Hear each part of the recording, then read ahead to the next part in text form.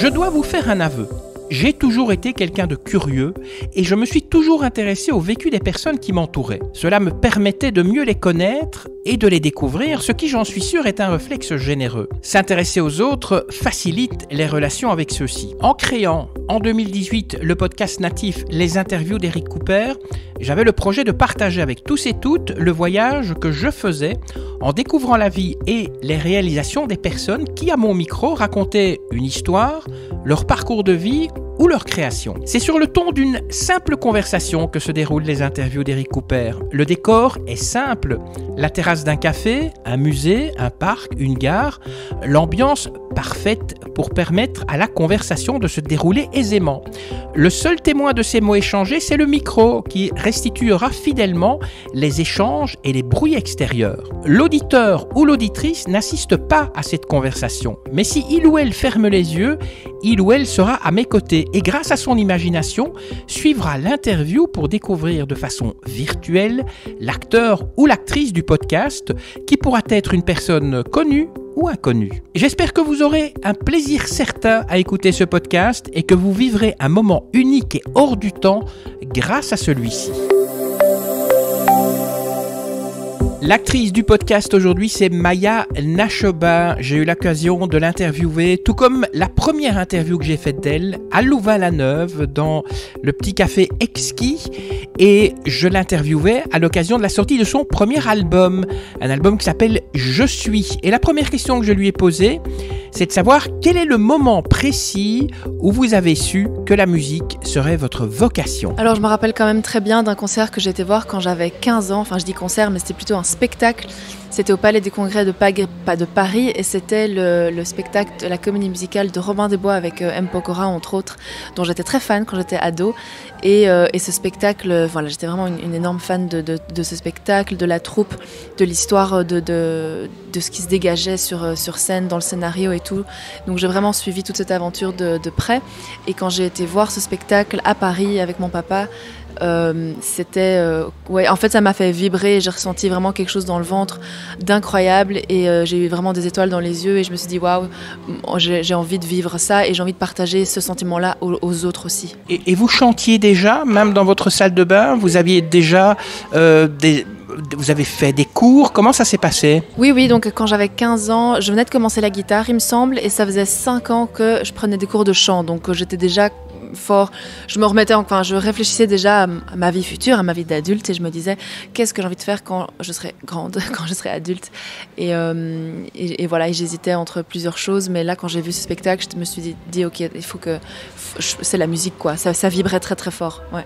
Depuis votre premier EP en 2017 qui s'appelle Ma vie Bonjouk, quelle a été l'évolution de votre musique? Alors bonne question parce qu'effectivement la musique a un peu évolué, donc les 2 premiers EP que j'ai sortis, donc Ma vie Bonjouk et En chemin, c'était de la chanson française folk avec une touche d'Orient, comme je disais ça, parce que je chantais en français et en turc, comme ma maman est turque et mon père belge, j'ai grandi avec les 2 langues à la maison et donc je chantais en français et en turc et voilà, il y avait des sonorités avec une mandoline, des sonorités orientales, des mélodies un peu plus entre guillemets arabisées, mais voilà, légèrement ça restait quand même la chanson française de base. Et pour ce premier album ici, Je suis, qui est sorti en mars cette année 2024, c'est moi qui ai écrit les textes pour le coup, alors que les 2 premiers EP c'était des collaborations, des coécritures et tout ça. Ici pour le premier album, c'est vraiment des textes et des mots qui sont sortis de moi, de mes tripes, c'était très très brut. Et du coup j'ai voulu m'exprimer dans ma langue maternelle, dans le sens ma langue principale dans laquelle je suis la plus à l'aise, qui est le français. Et j'avais aussi envie d'assumer plus la pop, parce que j'adore la pop, j'ai toujours adoré la pop, mais je sais pas pourquoi avant je pense que j'assumais pas. Et maintenant voilà, j'avais envie des sons un peu plus modernes, que ça sonne plus produit, plus pop, mais tout en restant chanson française avec beaucoup d'authenticité et quand même avec le texte mis en avant. Voilà. Au départ, votre nom d'artiste c'était Maya. Et vous avez choisi maintenant Maya Nashoba. Nashoba, ça veut dire loup. Pourquoi avoir choisi ce nom d'artiste? Écoute, je me suis sentie attirée et intriguée par cet animal. il y a quelques années. Je ne sais pas pourquoi. Moi, mon animal, ça a toujours été le cheval et le chien toute ma vie. Et tout à coup, voilà, je me sentais attirée par le loup. J'ai eu envie de lire sur le sujet. J'ai regardé des documentaires et voilà, je me sentais vraiment appelée par cet animal, tout simplement. Donc j'ai été voir peut-être qu'est-ce que cet animal représentait ou signifiait et qu'est-ce qu'il pouvait bien me dire ou m'envoyer comme message d'une certaine manière. Parce que je pense que quand on est appelé par quelque chose dans la vie, c'est qu'on a des choses à apprendre et à expérimenter. Et je crois que d'une certaine manière, le loup m'a invitée à oser me faire confiance, à suivre mon instinct, et donc mon instinct animal sans écouter la raison, la pensée, les croyances du cerveau très humain. Et donc voilà, tout simplement me reconnecter à l'animal qui est en moi et à mon instinct. Est-ce que votre héritage belgo-turc a influencé votre musique et votre approche artistique aussi ? Alors oui, je suppose, mais en même temps pas à 200%. C'est aussi pour ça que je voulais chanter qu'en français aujourd'hui. J'étais baignée là-dedans et ça me rappelle ce pays et cette culture. Mais c'est vrai qu'à la maison, j'ai jamais grandi ou au quotidien, je mets jamais spontanément de la musique orientale.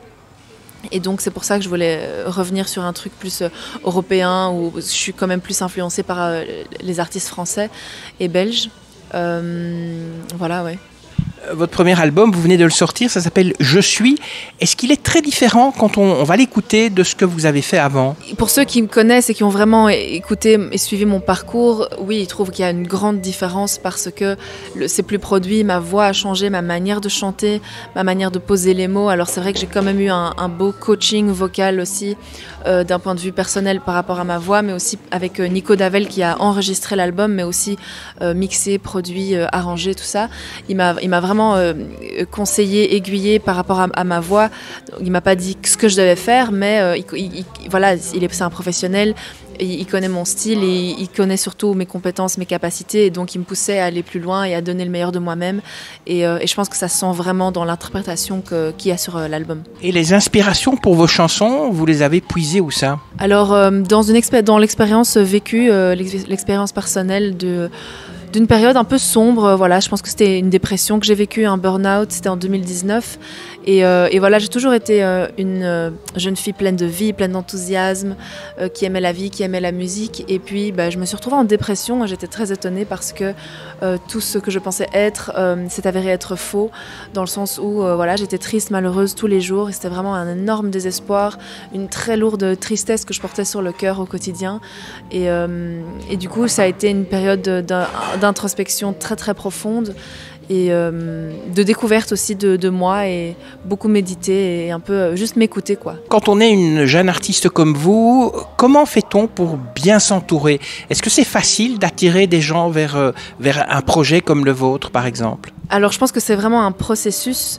Donc moi j'ai eu la chance, au début de mon parcours, j'ai rencontré Pee-Wee Le Mans qui s'est proposé d'être mon manager, mais aussi booker et plusieurs d'autres casquettes également. Donc j'avais aussi Gaëtan, Diego, donc plusieurs amis musiciens professionnels qui ont voulu m'aider et soutenir mon projet quand j'avais 18-19 ans.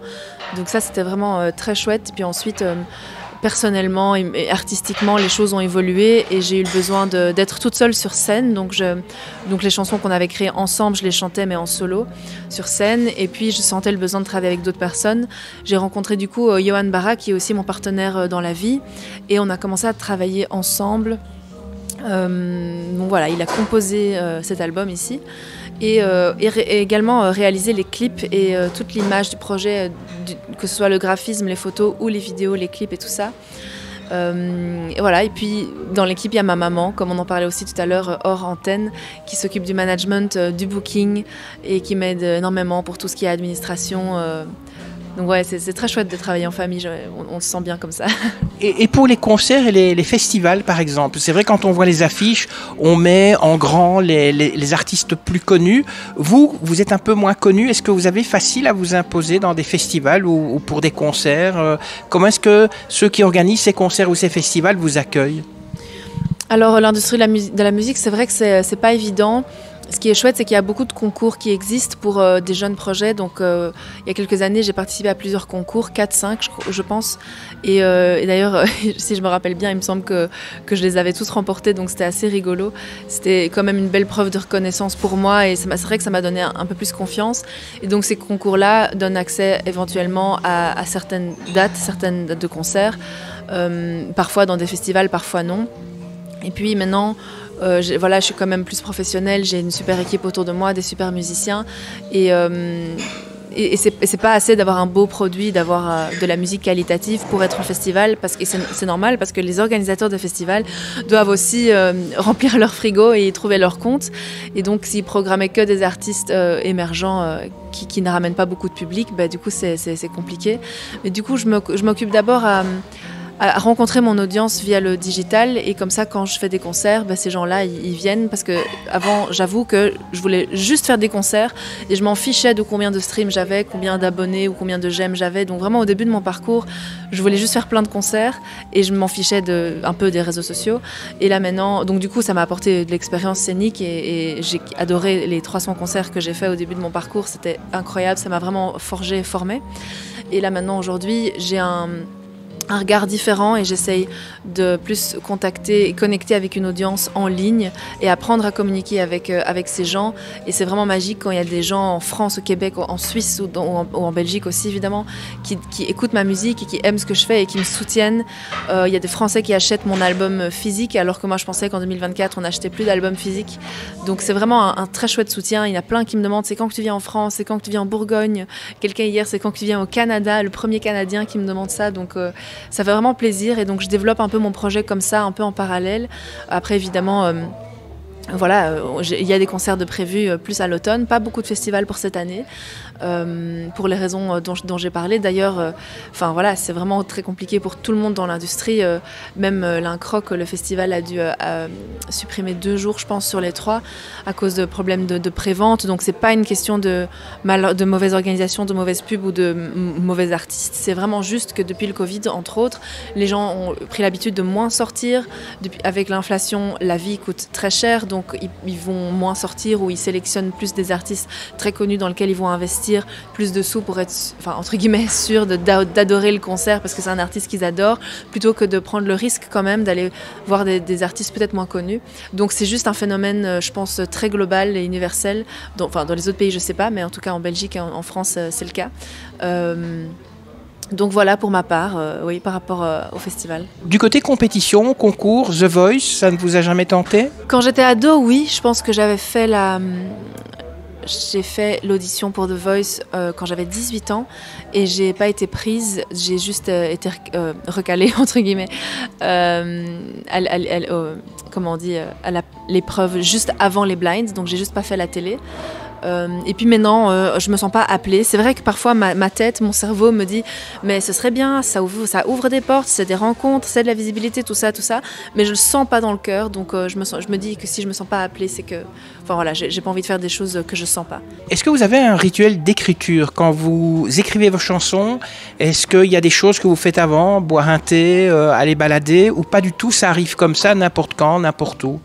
Oui, vraiment, c'est la deuxième option. Ça arrive quand ça arrive. Quand je sens que j'ai besoin d'écrire, j'écris et c'est vraiment incontrôlable. Et quand je me dis j'ai envie d'écrire une chanson, là ça va pas parce que je mentalise entre guillemets. Et du coup, c'est vraiment ça vient quand ça vient. Et c'est vraiment par période. Donc, c'est vrai, c'est ça, c'est vraiment par période. Je peux ne rien écrire pendant 6 mois. Et puis j'ai une idée. Et puis voilà, donc ça vit. Et en quoi votre premier album reflète votre parcours et votre évolution personnelle ? En quoi ça reflète ? Simplement, c'est vraiment le témoignage de ce que j'ai vécu personnellement. C'est vraiment très très brut, très clair, dans le sens quand on fait un peu attention aux paroles, on peut vraiment, je pense, sentir et voir ce que j'ai vécu. Et donc ça, ce qui est chouette, c'est que on est tous humains et même si on est tous très très différents, on peut vivre les mêmes choses dans nos vies. Et donc quand il y a des gens qui me disent qu'ils vivent ça, ou bien quand ils disent que dans chaque chanson, en fait, tu racontes ma vie, et les gens qui disent ça, c'est assez dingue. Et donc oui, ouais. Si dans ce premier album, vous avez tout raconté de vous, il n'y aura plus rien pour le deuxième, ou bien vous avez quand même laissé des morceaux de votre vie pour le deuxième, ou alors le deuxième, en fait, ne parlera pas du tout de vous? Je pense que tout ce que j'écris parle de moi, parce que je me verrais pas chanter quelque chose qui résonne pas vraiment dans mon cœur. Mais donc tout cet album parle vraiment de ce que j'ai vécu ces dernières années, et comme j'espère que je vais continuer à vivre plein de choses et plein d'expériences, le 10e album parlera de nouvelles expériences. Et en fait, vous avez tiré d'où en fait vos inspirations pour les chansons, donc celles qui sont dans le premier CD? L'inspiration vient vraiment de votre vie personnelle, ou bien il y a quand même d'autres sujets dont vous parlez dans ces chansons? Pour les premiers EP? Pour le premier EP, oui, alors oui, c'était quand même personnel, mais moins, enfin c'est des choses moins entre guillemets dures que j'avais vécues par rapport au premier album. C'est pour ça que je pense que pour le premier album, c'est vraiment sorti de mon cœur parce que c'était très intense. Mais les premiers EP, tout à fait, je me reconnais dans chaque chanson. Évidemment, il y a des chansons qui ont été écrites par d'autres personnes. Il y a des chansons que j'ai écrites une partie.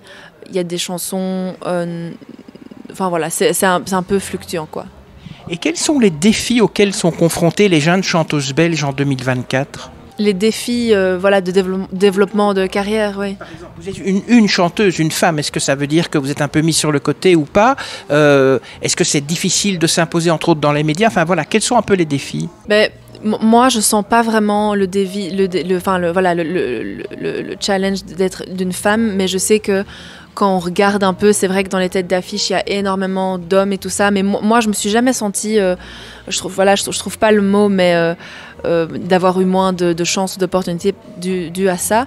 Mais c'est vrai qu'il y a souvent des articles, des personnes qui en parlent parce qu'ils le voient, ils le sentent d'un point de vue personnel. Moi, c'est vrai que ça m'a jamais touchée, mais c'est vrai que quand on regarde, voilà, on observe les faits qu'il peut y avoir peut-être plus d'artistes masculins. Mais voilà, je l'ai jamais mal vécu, entre guillemets. Et puis sinon, voilà, je pense que les challenges, qu'on soit homme ou femme ou non-binaire, c'est de développer sa carrière, s'entourer, pouvoir investir dans son projet quand on n'a pas de label ou de producteur. Enfin voilà, ce dont j'ai discuté avant aussi par rapport au concert et au développement de carrière, tout simplement. Parce qu'en fait, l'auditeur ne consomme plus la musique comme avant. Il y a 30 ans, on allait voir des concerts, on achetait des CD et on écoutait la radio. Mais aujourd'hui, on est beaucoup sur notre téléphone, on n'écoute plus beaucoup la radio, on n'achète plus beaucoup de CD. Et les concerts aussi, on les consomme entre guillemets différemment. Donc en fait, on doit s'adapter à l'évolution du monde, quoi. Est-ce qu'il y a des artistes qui vous ont inspiré? Parce que dans le premier CD que vous venez de sortir, on parle beaucoup de vous, mais il y a quand même des artistes qui vous ont inspiré. Si oui, lesquels? Oui, il y en a énormément.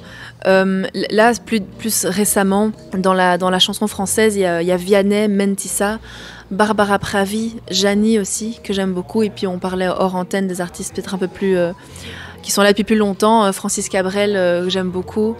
Même Claude François, ça me met beaucoup de joie dans mon cœur. Et puis sinon, dans la pop anglophone, j'aime beaucoup James Bay, Pink, Tori Kelly, Jessie J, Adele. Ouais, voilà. Et puis dernièrement, là, mais depuis quelques semaines, j'écoute la country, mais genre non-stop, quoi. De la pop country, des voix féminines. J'ai envie d'écouter des voix féminines de country, je sais pas pourquoi. Mais donc voilà, c'est chouette, je découvre des nouvelles choses et de nouveaux artistes. Quel est votre plus grand rêve ou ambition musicale? Mon objectif de vie et ambition musicale, c'est de vivre de ma musique déjà, donc de pouvoir être confortable financièrement grâce à ma musique ou à mes cours de chant, ou en tout cas tout ce qui touche à l'artistique. Et puis au-delà de ça, d'un point de vue personnel et professionnel aussi du coup, c'est de faire des tournées à l'international. J'ai vraiment envie de faire... En fait, j'ai envie de faire des concerts, et comme la Belgique est coupée en deux avec la Flandre et la Wallonie, c'est vrai qu'on peut faire des concerts toute l'année en Wallonie, mais à un moment on a fait le tour et les gens ils en auront marre de voir les mêmes artistes tout le temps. Et donc du coup, voilà, je me dis faire des concerts à l'étranger pour aller rencontrer mon public à l'étranger aussi, peut-être voyager. Après, je sais que quand on fait des tournées de concerts, on voit pas le pays, on voit les loges et on voit le transport, que ce soit des trains ou des bus ou des vannes, mais on voit pas vraiment le pays. Donc ça, je suis consciente. Après, on verra, on sait jamais. Mais voilà, faire des concerts à l'étranger, ouais. Est-ce que vous souhaitez faire passer un message au travers de votre premier CD? Et si oui, quel message? Je pense, au-delà de tout, c'est juste de s'écouter, d'apprendre à être doux avec soi-même et... Oui, c'est vraiment ça, apprendre à s'écouter et peut-être être plus doux, mais développer un peu plus d'affection envers soi-même et s'aimer, quoi. Si on devrait vous donner un super pouvoir, lequel souhaiteriez-vous recevoir? Bonne question. En plus, j'y pensais il y a quelques jours. Je pense la téléportation, parce que j'y pensais quand on était dans les trafics, dans les embouteillages, et qu'on a perdu du temps sur la route, et que genre on avait une soirée qui était loin, et je me dis ce serait trop bien de pouvoir se téléporter, passer 1 heure à la soirée, et puis rentrer se coucher tôt, ou ce genre de choses, ou pouvoir voyager du coup en un claquement de doigts. Et vous, en tant qu'artiste, le succès, vous le définissez comment? Ce serait quoi pour vous avoir du succès? C'est une bonne question. Comme je le disais, moi, mon objectif vraiment, c'est de pouvoir vivre de la musique. Et j'ai jamais vraiment eu l'ambition d'être une star ou une pop star internationale ou d'être médiatisée à fond les ballons et d'être partout tout le temps. Faire des concerts, être fière de moi, développer mon art, développer ma voix, mieux connaître mon instrument vocal, donc ma voix encore et toujours, améliorer ma guitare, améliorer mes performances scéniques, créer des compos, des chansons, rencontrer des gens, faire des featuring, des duos, travailler avec des gens différents. Je rêve d'être comédienne aussi, donc j'ai envie de faire des films, du cinéma. Pourquoi pas travailler avec des marques. C'est vrai que j'aime beaucoup la mode et j'aime bien les vêtements aussi. C'est vrai que si je pourrais utiliser d'une certaine manière ma notoriété ou bien mon influence sur une certaine communauté pour des associations ou faire des belles choses dans le monde à mon échelle, ça, ce serait le succès pour moi. Un duo avec un chanteur en particulier ou une chanteuse peut-être? Les deux qui me viennent à l'esprit, c'est 2 chanteuses belges que j'apprécie énormément, c'est Mentissa et Ljubljana. On parlait de téléportation, imaginons qu'on voyage dans le temps et vous vous retrouvez en face de cette Jeanne Maya qui a démarré en 2017. Quel conseil vous lui donneriez? Je ne sais pas pourquoi j'ai du mal avec cette question. Je pense que j'aurais envie de rien lui dire parce que voilà, on va pas changer, on changera pas le destin évidemment, mais c'est bête de dire ça comme ça.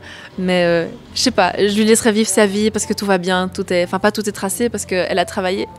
Et voilà, j'aurais rien de spécial à lui dire, j'aurais envie de laisser le cours de la vie faire les choses. En dehors de la musique, est-ce que vous avez des hobbies? Est-ce qu'il y a des choses que vous aimez faire, écouter de la musique, lire? Oui, moi ma grande passion avant la musique c'est les chevaux. Donc j'ai ma jument qui a 22 ans et qui est à la retraite actuellement. Mais donc elle, je la laisse tranquille et je vais la voir plusieurs fois par semaine, lui faire des bisous en prairie et c'est devenu un cheval de compagnie. Et sinon je monte la jument de ma prof 1 ou 2 fois par semaine aussi.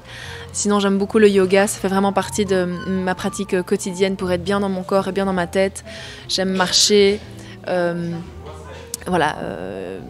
Puis dernièrement, ce que j'ai commencé cet hiver, donc cet hiver c'est vraiment le marathon en interne pour créer l'album, les clips, le studio, le concert, enfin on a beaucoup travaillé et en fait je me suis mise à faire du coloriage numéroté, tu vois ce truc là, donc tu mets le brun sur le noir, enfin sur le numéro 9 et le jaune sur le numéro 6 et en fait ça me mettait mon cerveau en pause et ça me faisait du bien, mais donc ça voilà, je fais juste ça très occasionnellement. Est-ce que ces hobbies influencent un peu la façon dont vous composez de la musique ou pas du tout? C'est 2 choses séparées? Je pense que ces hobbies influencent qui je suis et qui je suis influence mes créations. On va dire ça comme ça. L'équitation et le yoga surtout m'apprennent à écouter mon corps ou mon cheval pour le coup, de ce qui est possible aujourd'hui à faire, comment mon corps est disponible, de m'adapter avec ce qui est. Et du coup... Et puis en même temps à essayer d'être ouverte d'esprit et à me dépasser et à faire des nouvelles choses, des nouveaux exercices, un peu me forcer à faire des exercices qui sont plus inconfortables pour moi plutôt qu'à faire ce que je sais faire tout le temps. Et donc dans ce sens-là, ça m'aide à me pousser, à dépasser mes limites dans l'artistique. Et alors une dernière question, je sais que vous venez de sortir un premier CD, est-ce que vous préparez déjà un deuxième ?